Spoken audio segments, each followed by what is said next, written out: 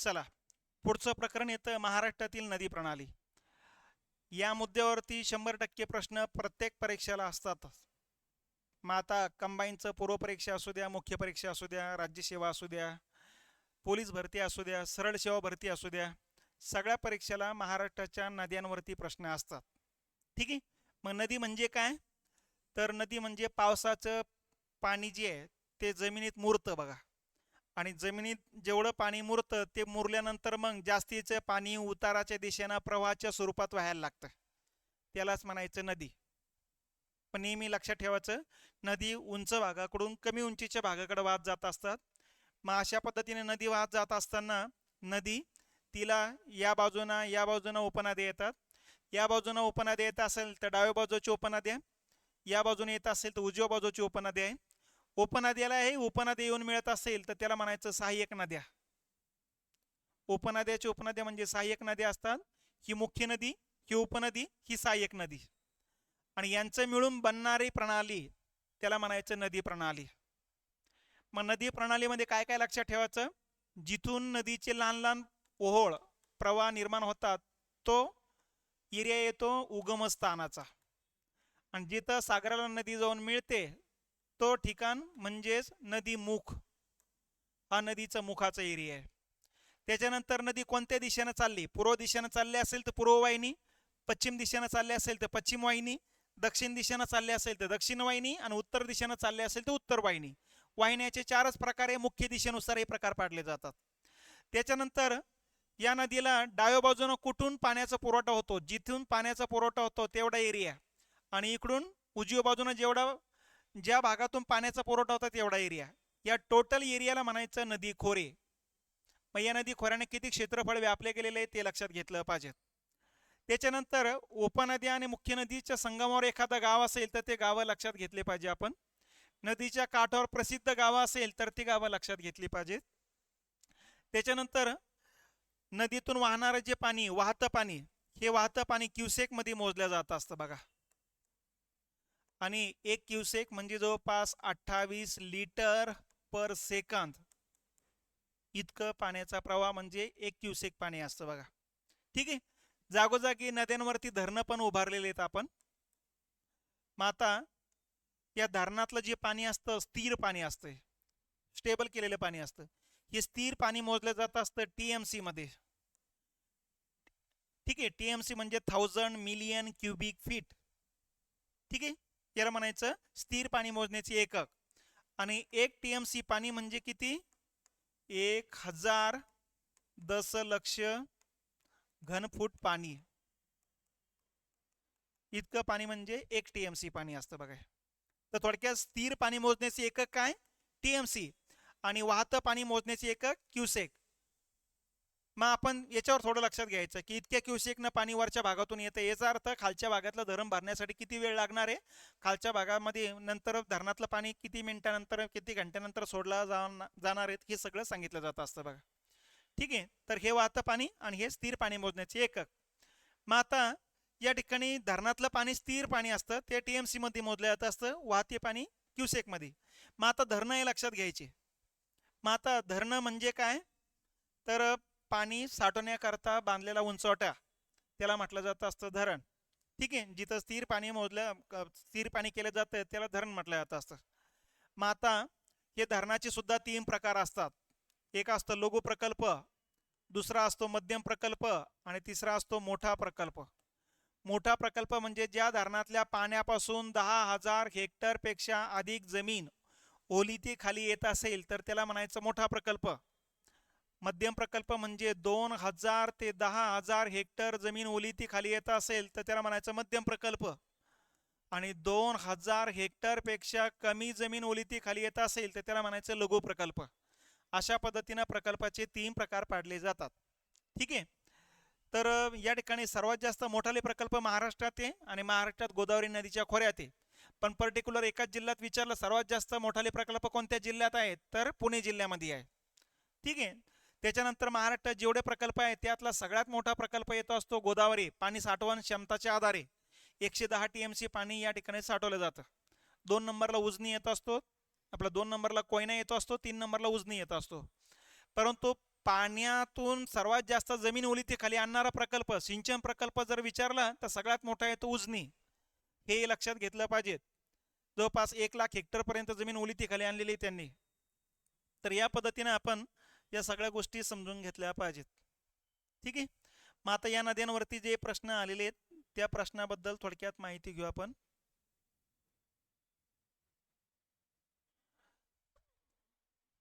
पहिला प्रश्न आहे, खालीलपैकी कोणती नदी काही क्षेत्रात पुणे आणि सोलापूर व पुणे आणि नगर जिल्ह्याची नैसर्गिक सीमा तयार करते? तर ही थोडक्यात नदी आपल्याला लगेच लक्षात यायला पाहिजे, भीमा नदी आहे. कारण कृष्णा नदीचं आणि सोलापूर असू द्या, पुणे असू द्या, नगर असू द्या, यांचा संबंध लागतच नाही बघा.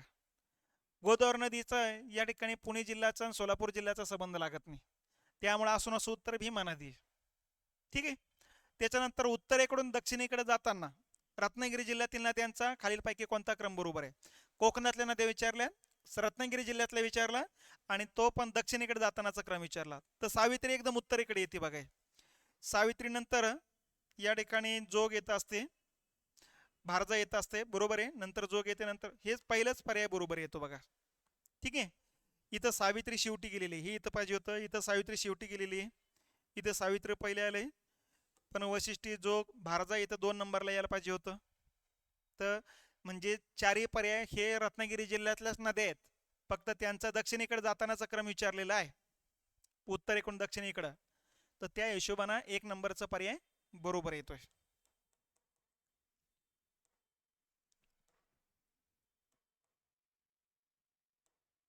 चला पुढचा प्रश्न येतो, पुढील कोणते विधान योग्य आहे? आता 2 विधानं दिलेले. नंबर 1, सहस्रकुंड धबधबा वैनगंगा नदीवर आहे, हे विधान चुकीचं आहे. आणि वणी हे गाव निरगुडा नदीवर आहे, हे विधान बरोबर आहे. आता याचं उत्तर काय, ते योग्य कोणतं आहे? मग फक्त ब येईल. चुकीचं विचारलं असतं मग फक्त अ. आता हे चुकीचं कसं आहे ते पण लक्षात ठेवा. सहस्रकुंड धबधबा हा पैनगंगा नदीवरती येतो, वैनगंगा नाही. कारण हा धबधबा येतो असतो नांदेड आणि यवतमाळ जिल्ह्याच्या बॉर्डरवरती, आणि इथून वाहणारी नदी पैनगंगा आहे, त्यामुळं अचुकीचं येत आहे. महाराष्ट्रातील खालीलपैकी कोणती नदी जवळपास उत्तरेकडून दक्षिणेकडे वाहते? आता महाराष्ट्रामध्ये ही तापी जी आहे ही पश्चिम दिशेनं वाहते, वैनगंगा दक्षिण दिशेनं वाहते, नर्मदा पश्चिम दिशेनंच वाहते, कृष्णा पूर्व दिशेनं वाहते. आता उत्तरेकडून दक्षिणेकडे वाहणारी नदी येते मग वैनगंगा. ठीक आहे. 295 किलोमीटर लांबी आहे महाराष्ट्रातली, आणि मध्य प्रदेश महाराष्ट्रातून ही खाली वर्धा नदीला जाऊन मिळते. मग वर्धा आणि वैनगंगा यांच्या एकत्रित प्रवाहाला आपण प्राणहिता म्हणत असतो. मग प्राणहिता नदीनंतर मग गोदावरी नदीला जाऊन मिळत असते. उत्तरेकडून दक्षिणेकडे खालीलपैकी कोणत्या नद्यांचा क्रम बरोबर आहे? उत्तरेकडून दक्षिणेकडे जर बघितला, सगळ्यात उत्तरेला तापी आहे, नंतर गोदावरी आहे, नंतर सीना, नंतर भीमा, नंतर कृष्णा. हे पहिलाच पर्याय बरोबर येतो बघा. इथं तापी नंतर गोदावरी आहे, सीना आहे, पण भीमा इथं पाहिजे होतं. मग इथं भीमा गोदावरी हा सगळा क्रमच चुकीचा आहे. तापी इकडं पाहिजे होतं, नंतर भीमा आपलं गोदावरी पाहिजे होतं. इथं तापी नंतर डायरेक्ट सीना आली बघा. सीना ही भीमा नदीची उपनदी आहे.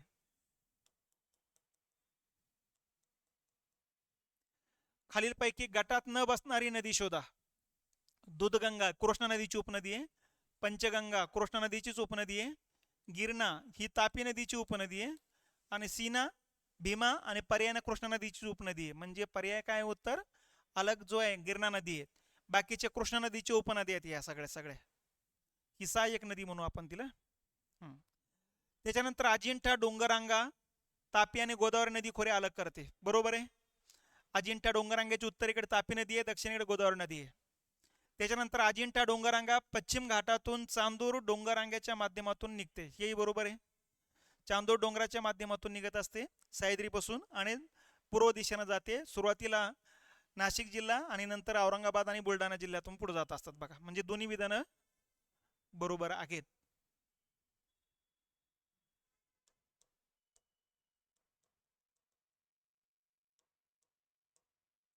पुढचं आहे, महाराष्ट्रातील नदी प्रणालीचे सर्वात मोठे क्षेत्र गोदावरी नदीचे असून सर्वात कमी नर्मदा नदीचे आहे, बरोबर आहे वाक्य. त्याच्यानंतर आता गोदावरी नदीचं आहे जवळपास 1,53,000 चौरस किलोमीटर येतं, आणि हे खूप कमी येत असतं, 4 ते 5 हजार चौरस किलोमीटर. गोदावरी नदी खालोखाल क्षेत्र भीमा नदी प्रणालीच्या असून त्या खालोखाल कोकणातील नद्यांचा क्रम लागतो, हे चुकीचे येईल.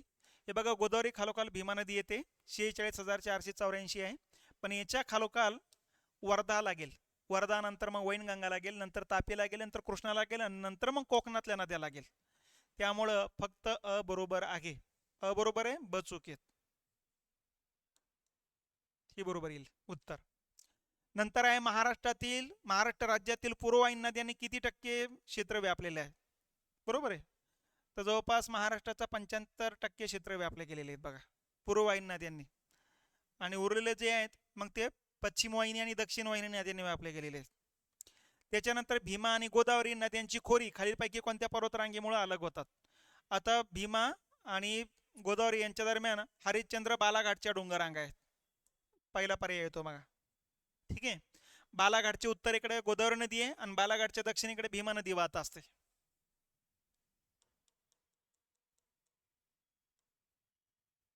त्याच्यानंतर जयगड किल्ला हा रत्नागिरी जिल्ह्यातील टिंबटिंब नदीच्या जवळ येतो. तर जयगड किल्ल्याजवळच जयगडची खाडी येते, ही शास्त्री नदीच्या मुखाजवळ येते, म्हणजे याचं उत्तर येतं शास्त्री नदी. वैतरणा नदीच्या मुखाजवळ दातीवाराची खाडी लागत असते बघा. सावित्री नदीजवळ या ठिकाणी बाणकोटची खाडी लागत असते आणि कुंडलिका नदीकाठीजवळ रोह्याची खाडी लागत असते. ठीक आहे. त्याच्यानंतर महाराष्ट्राचा कोणता जिल्हा संपूर्णपणे भीमा नदीच्या खोऱ्यात येतो? मग आता भीमा नदीच्या खोऱ्यात पूर्णपणे येतो असतो पुणे जिल्हा. ठीक आहे. पुणे जिल्ह्यात जेवढा पाऊस पडेल ते भीमा नदीलाच जाणार आहे.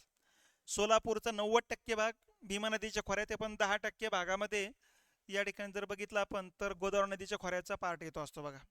नाशिक जिल्हा 90% भाग गोदावरीमध्ये, 10% भाग तापी नदीच्या खोऱ्यामध्ये येतो असतो. नगर जिल्हा 90% भाग गोदावरीमध्ये, 10% भाग भीमा नदीच्या खोऱ्यात येतो. 100% हा भाग येतो पुणे जिल्ह्याचा भीमा नदीच्या खोऱ्यामध्ये. त्याच्यानंतर खाली महाराष्ट्रातील नद्या व त्यांची उगमस्थाने यांच्या जोड्या दिलेल्या आहेत. मग याच्यापैकी बरोबर कोणत्या कोणत्या ते बघतात. हे बघा, वर्धा नदी मुलताई डोंगररांगेत उगम पावते का? यस. पूर्णा सातपुड्यातील बैतूल जिल्ह्यामध्ये मध्य प्रदेशमध्ये उगम पावते का? यस. ही उत्तर पूर्ण आहे. त्याच्यानंतर पाताळगंगा माथेरानच्या कपारीत उगम पावते का? यस. कोकणी नदी महाबळेश्वर उगम पावते का? नाही. कोकणी नदी उगम पावत असते हरिश्चंद्र डोंगररांगामध्ये, इथं उगम पावते. सह्याद्री डोंगररांगेजवळ उगम पावत असते बघा. ठीक आहे. म्हणजे थोडक्यात सह्याद्री समजा, जिथं सह्याद्री आणि हरिश्चंद्र डोंगररांगेचं कॉम्बिनेशन होतं तिथं उगम पावत असते. गिरणा केम शिखर, यस, सह्याद्रीमध्येच येत असतं.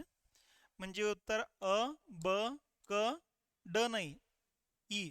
ड काढून टाका. ड कुठे आहे? इथं आहे. ड कुठे आहे? इथं आहे. ड कुठे आहे? इथं आहे. म्हणजे उत्तर काय येईल मग? के येईल. ठीक आहे. महाबळेश्वरला 5 नद्या उगम पावत असतात. एक आहे कृष्णा, वेण्णा, कोयना, त्याच्यानंतर गायत्री आणि सावित्री. 5 नद्याचा उगम होतो असतो महाबळेश्वरला. खालीलपैकी कोणत्या पर्वतरांगा गोदावरी आणि भीमा नदीला अलग करतात? हरिश्चंद्र बालाघाट, इथं बालाघाट दिलेले आहे बघा.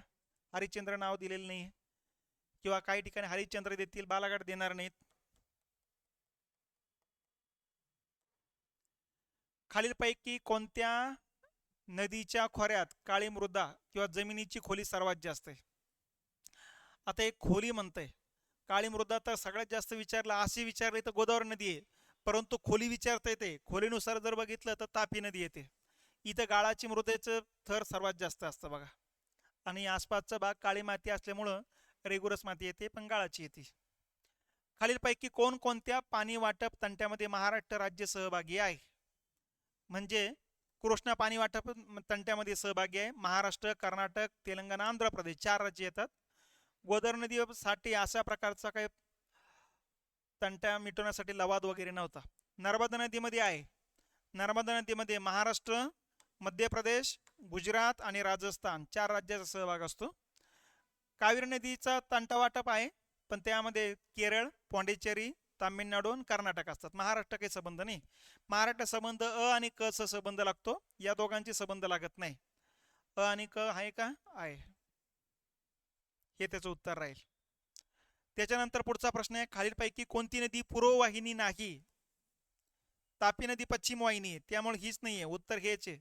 ही पूर्ववाहिनी आहे, ही पूर्ववाहिनी आहे, ही पूर्ववाहिनी आहे आणि ही पश्चिम वाहिनी नदी येत असते. तापी नदी, नर्मदा नदी, कोकणातल्या नद्या सगळ्यात पश्चिम वाहिनी नद्या आहेत. ठीक आहे. आणि पूर्व विदर्भातल्या ज्या नद्या आहेत वर्धा, वैनगंगा, त्या दक्षिण वाहिनी नद्या आहेत.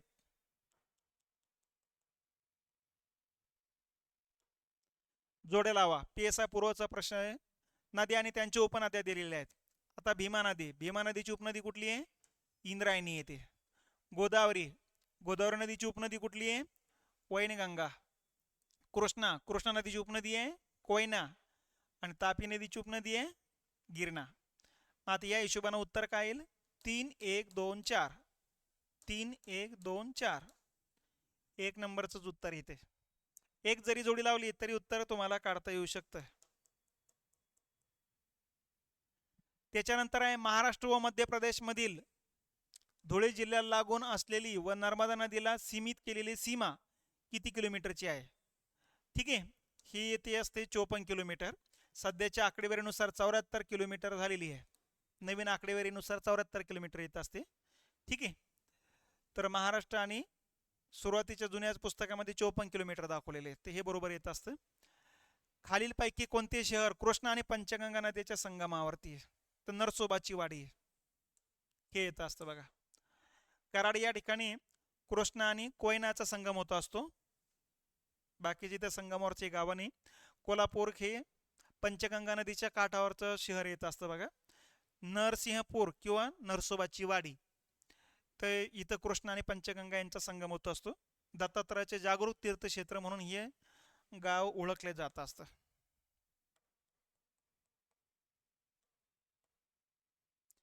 खालीलपैकी कोणता एक पर्वत महाराष्ट्रातील प्रमुख जलविभाजक आहे? कोणता पर्वत आहे मग? सह्याद्री पर्वत आहे. हा महाराष्ट्राचा प्रमुख जलविभाजक म्हणून ओळखला जात असतो. सह्याद्रीवर उगम पावणाऱ्या नद्या एक तर पूर्व दिशेने किंवा पश्चिम दिशेने वाहत जात असतात बघा. ठीक आहे. खालील नद्या आणि उपनद्या दिलेल्या आहेत, त्यांचे योग्य जोड्या ओळखा सांगितलेले बघा. आता तापी नदीची उपनदी कुठली आहे ते बघा. ठीक आहे.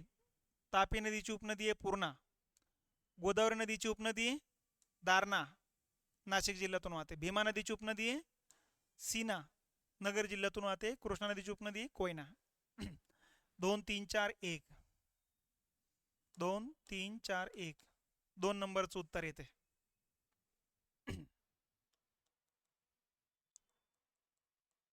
पुढचा मुद्दा येतो. विदर्भाच्या पूर्व भागात नद्या कोणत्या दिशेने वाहतात? दक्षिण दिशेने वाहतात. उत्तर दक्षिण, सॉरी हे दक्षिण उत्तर झालं, हे उत्तर दक्षिण.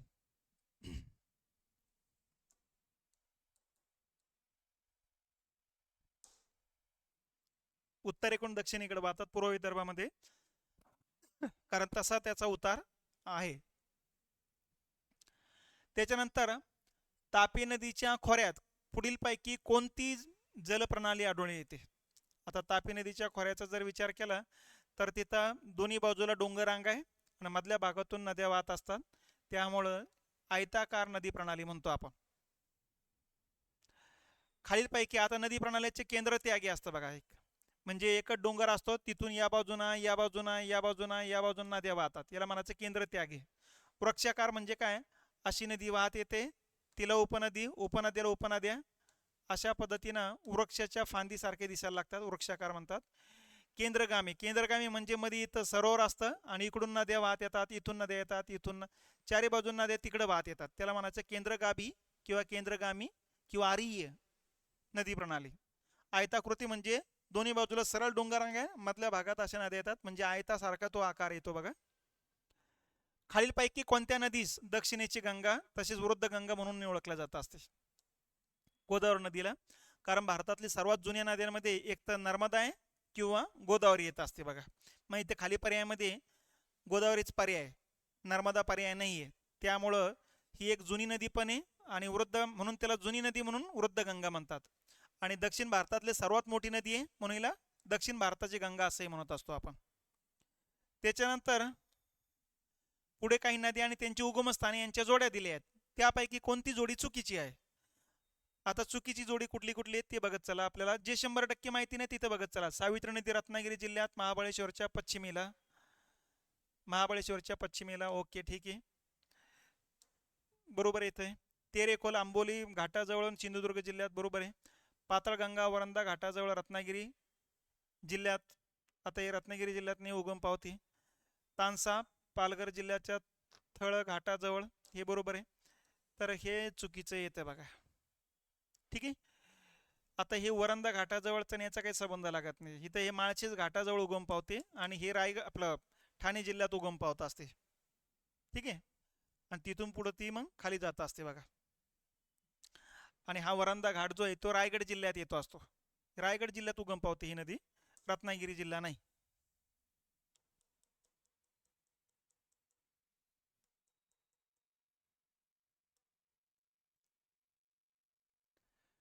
यवतमाळ व चंद्रपूर जिल्ह्याच्या सीमेवरून कोणती नदी वाहते?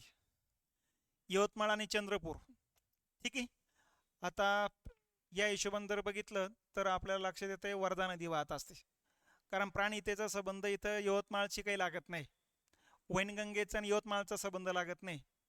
पैनगंगेचा लागतो, परंतु चंद्रपूरच्या बरोबर बॉर्डरवरती ती जाऊन भेटते. आणि बॉर्डर तयार करणारी नदी विचारले तर मग वर्धा नदी येत असते. त्याच्यानंतर महाराष्ट्रातील नद्यांच्या बाबतीत काही विधाने पुढे दिलेली आहेत. त्यापैकी कोणते विधान चुकीचे विधान आहे? चुकीचे विधान दिलेले विचारलेले फक्त आपल्याला. तापी ही महाराष्ट्रातील सर्वाधिक लांबीची पूर्ववाहिनी नदी आहे का? नाही, हे चुकीचं आहे. ही पश्चिम वाहिनी नदी पाहिजे होतं. नर्मदा नदीच्या खोऱ्याचा फारच कमी प्रदेश महाराष्ट्रात समावेश आहे, बरोबर आहे. पंढरपूर या धार्मिक तीर्थक्षेत्राजवळ भीमा नदीचा आकार अर्धा चंद्राकृती असल्याने तिला चंद्रभागा म्हणतात, बरोबर आहे. पाताळगंगा ही महाराष्ट्रातील सर्वात प्रदूषित नदी आहे, हे बरोबर आहे. चुकीचं फक्त अ आहे. ठीक आहे, बाकीचे सगळे सगळे बरोबर येते. आता महाराष्ट्रातील सर्वात प्रदूषित नदी पाताळगंगा आणि त्याचबरोबर पंचगंगा सुद्धा आहे कोल्हापूर जिल्ह्यातले, हेही लक्षात घेतलं पाहिजे की दोन या प्रदूषित नद्या म्हणून ओळखल्या जातात. पुढचा प्रश्न बघा. राज्यातील काही धरणाने धरणाच्या जलाशयाला देण्यात आलेली नावे यांच्या जोड्या दिलेल्या आहेत. त्यापैकी कोणती जोडी चुकीची आहे? चुकीची जोडी कुठली आहे ती ओळखायला सांगितलेली. पानशेत तानाजी सागर जलाशय, ठीक आहे.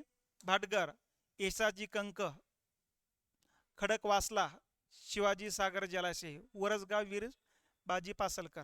ठीक आहे, तर चुकीचं कुठलं आहे म्हणजे आपलं उत्तर कोणतं आहे? खडकवासला आहे. आता या ठिकाणी शिवाजी सागर हे नाव कोयना धरणाचं आहे बघा. याच्यावरच लक्षात आलं पाहिजे की खडकवासला हे शिवाजी सागर जलाशय चुकीचे आहे. त्याच्यानंतर नीरा नदीमुळे खालीलपैकी कोणत्या जिल्ह्याची सीमा तयार होते? आता नीरा नदी बरोबर सातारा आणि पुणे जिल्ह्याच्या बॉर्डरवरून वाहत असते बघा. सातारा आणि पुणे जिल्हा आहे का? आहे. आणि ही उजव्या बाजूला नीरा नदी वाहत जाते आणि भीमा नदीला जाऊन मिळत असते. नीरा नदीवरती नीरा देवधर आणि वीर नावाचे असे दोन मोठे प्रकल्प आहे. कर्रा आणि वेळवंडीच्या उपनद्या मानल्या जात असतात.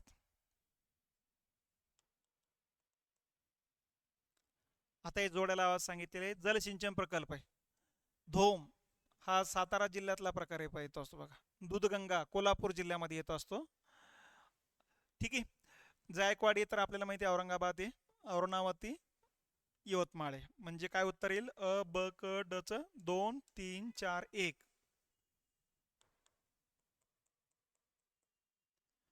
2 3 4 1 2 नंबरचं उत्तर येतं बघा. ठीक आहे. पुढचा प्रश्न आहे खालीलपैकी काटेपूर्णा नळगंगा या तापी नदीच्या उपनद्या आहेत.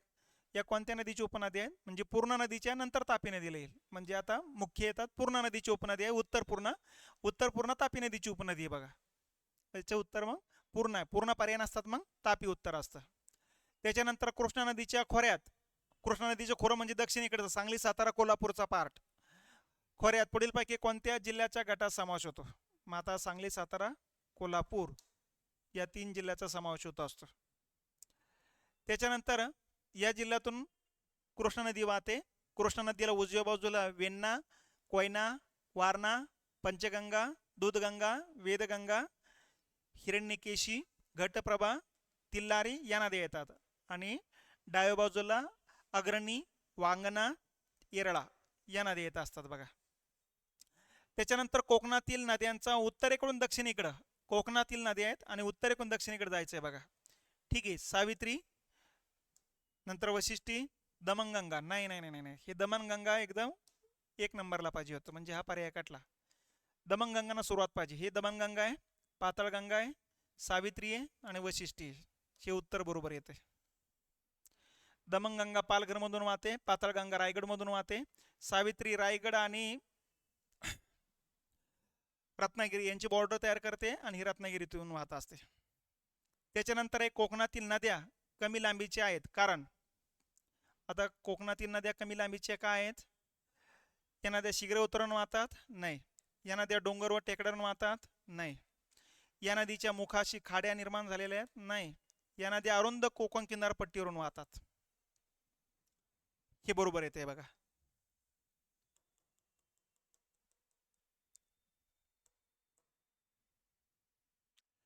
पुढचा प्रश्न येतो, चुकीची जोडी ओळखा. धरण आणि त्याच्या जलाशयाचं नाव हे ज्ञानेश्वर, कोयना शिवाजी सागर आहे, उजनी यशवंत डॅम आहे, नाथसागर. हे बरोबर, हे चुकीचं आहे. भंडारदराला विल्सन डॅम म्हटलं जातं असतं. ज्ञानेश्वर उद्यान हे मुळा नदीचं जे धरण आहे नगर जिल्ह्यातलं, त्याचं नाव आहे ज्ञानेश्वर आपलं ज्ञानेश्वर सागर. तर भंडारदराचं विल्सन डॅम म्हणतो आपण त्याला. ठीक आहे. किंवा आर्थर सरोवर असंही म्हणत असतो. त्याच्यानंतर जोड्या लावा. टॅक्स असिस्टंटचा प्रिलिमचा प्रश्न आहे. माता पांझरा नदी आणि शहर. पांझरा नदीच्या मुखाजवळ आपल्या काठावरती धुळे शहर येत असतं. कायाधू, हिंगोली. ठीक आहे. धाम, पवनार आणि गोदावरी नदीच्या काठावर येत असतं गंगाखेड. तर या हिशोबाने पर्याय कुठला येईल मग? 1चं 4, 2चं 3, 3चं 2, 4 3 2 1, 4 3 4 3 2 1, 4 नंबरचा पर्याय येतो.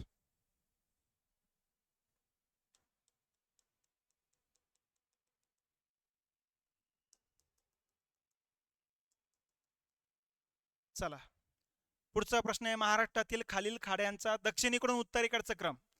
हे बघा, सर्वात दक्षिणेकडून उत्तरेकडे जायचंय. सर्वात दक्षिणेकडची खाडी येते तेरेखोल. त्यामुळं हाच पर्याय लागेल, बाकीचे पर्याय बसत नाही. लगेच उत्तर येऊन जात आहे. एकच उत्तर काढण्याची गरज आहे. बाकीचं दुसऱ्या पर्यायात तेरेखोल असताना मग आपलं कन्फ्युजन झालं असतं बघा. त्याच्या उत्तरेकडे विजयदुर्गची खाडी बरोबर सिंधुदुर्ग आणि रत्नागिरीच्या बॉर्डरवर येतं. दाभोळची खाडी रत्नागिरी जिल्ह्यात आहे, राजापुरीची खाडी रायगड जिल्ह्यामध्ये.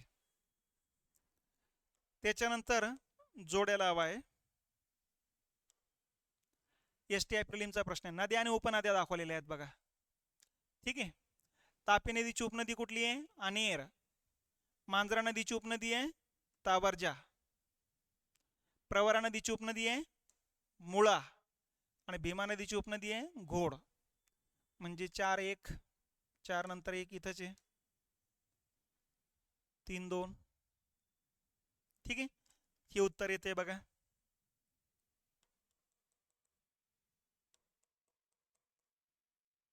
परत जोड्या लावाय. खाडे आणि नद्या दाखवलेल्या आहेत बघा. कोणती खाडी कोणत्या नदीच्या मुखाजवळ आहे?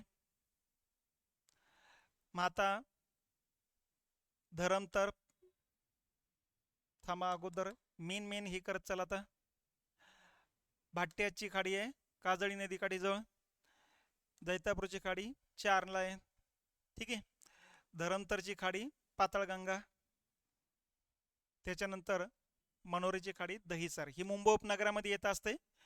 भाट्टे जैतापूर रत्नागिरी जिल्ह्यात आहे, धरमतर रायगड जिल्ह्यामध्ये. असा पर्याय आता शोधावा लागेल. 3 1 4 2, 3 1 4 2. ठीक आहे.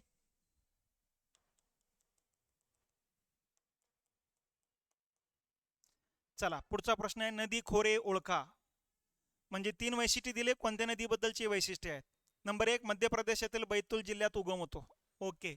आता बैतूल जिल्ह्यात 2 नद्याचा उगम होतो. एक तर वर्धा नदी आहे, तापी नदी आहे आणि उत्तर पूर्णा नदी. 3 नद्याचा उगम होत असतो. आता या 3 नद्यापैकी कुठली तरी एक आहे. तिच्या पूर्वेकडे वाहणाऱ्या पूर्णा नदीपासून वेगळे करणारा तकलादू जलविभाजक आहे. याचा अर्थ तापी नदी नाहीये. पूर्ण नदीपासून अलग होतं म्हणजे याचा अर्थ वर्धा नदी असणार आहे ती. पूर्व बघा, वेमला, निरगुडा, बोर, नंद या काही उपनद्या म्हणजे वर्धा नदीचे. वर्धा आणि अमरावती आणि यवतमाळ जिल्ह्याची सरहद्द तयार करते म्हणजे वर्धा नदीचेच वैशिष्ट्य आहेत ही. ठीक आहे. खालीलपैकी कोणती नदी गोदावरी नदीच्या खोऱ्याचा भाग नाही म्हणजे गोदावरीला येऊन मिळत नाही? तेरणा येऊन मिळते, तेरणा जाते मांजराला, मांजरा येते गोदावरीला बघा. प्रवरा येऊन मिळत असते, मांजरा येऊन मिळत असते, भातसा येऊन मिळत नाही. ही कोकणातली नदी आहे. भातसा नदी ही उल्हास नदीची उपनदी आहे आणि उल्हास नदी डायरेक्ट अरबी सागराला जाऊन मिळते. ही पश्चिम वाहिनी नदी आहे, बाकीच्या सगळ्या पूर्व वाहिनी नदी आहेत. त्याच्यानंतर महाराष्ट्र पठारावरील सर्वात मोठे नदी खोरे कोणते? मग महाराष्ट्र पठारावर सर्वात मोठे नदी खोरे आहे गोदावरीचे.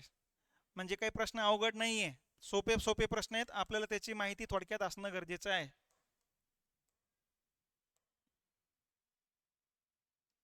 खालील विधाने पहा आणि योग्य विधानाची निवड करा. STI मुख्य परीक्षेचा प्रश्न आहे. तापी आपलं पूर्णा ही तापी नदीची उपनदी आहे, बरोबर आहे. तापी नदी पश्चिम वाहिनी नदी म्हणून ओळखले जाते, बरोबर आहे. तापी नदी पूर्व दिशेकडे वाहते का? नाही, पश्चिम दिशेने वाहते ते. आणि तापी नदीचे खोरे हे तापी पूर्ण खोरे म्हणून पण ओळखले जाते, हे बरोबर आहे.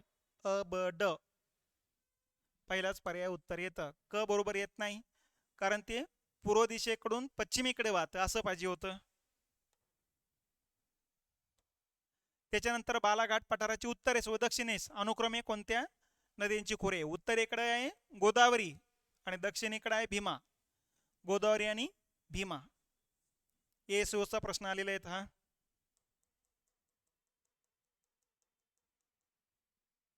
त्याच्यानंतर खालीलपैकी कोणती नदी गोदावरी नदीच्या उजव्या बाजूची उपनदी आहे? आता गोदावरीची उजव्या बाजूची उपनदी कसं आहे लक्षात घ्या. ही अशी गोदावरी बघा, उजव्या बाजूने पहिली येत असते दारणा, दुसरी येत असते प्रवरा, तिसरी येत असते मुळा, नंतर येत असते सिंदफणा, नंतर येते मांजरा. आता कोणती नदी उजव्या बाजूची उपनदी आहे? एक नंबरची येऊन जातं मांजरा. ही डाव्या बाजूची, ही डाव्या बाजूची, ही डाव्या बाजूची. आता महाराष्ट्रातील खालीलपैकी कोणती नदी खलदरीतून वाहते? खलदरीतून दोन नद्या वाहतात, नर्मदा आणि तापी. इथे नर्मदा आहे का? नाही, तापी आहे. खचदरी म्हणजे खचलेला दरीचा पट्टा आहे तो, हा भाग खाली खचत चाललेला आहे म्हणून एकदम तीव्र उतार बनलेला आहे त्या ठिकाणी. त्याच्यानंतर जोड्या लावा आहे.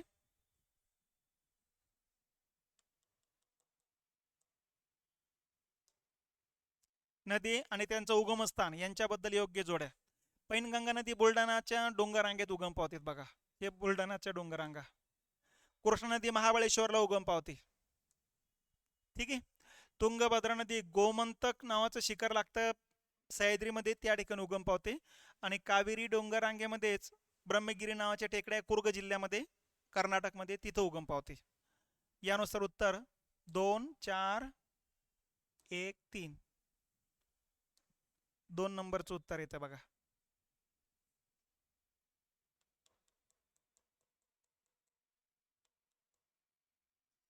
पुढचा प्रश्न आहे, तापी आणि पूर्णा खोऱ्यातील नद्यांचा खालीपैकी कोणता क्रम उत्तरेकडून दक्षिणेकडे बरोबर आहे?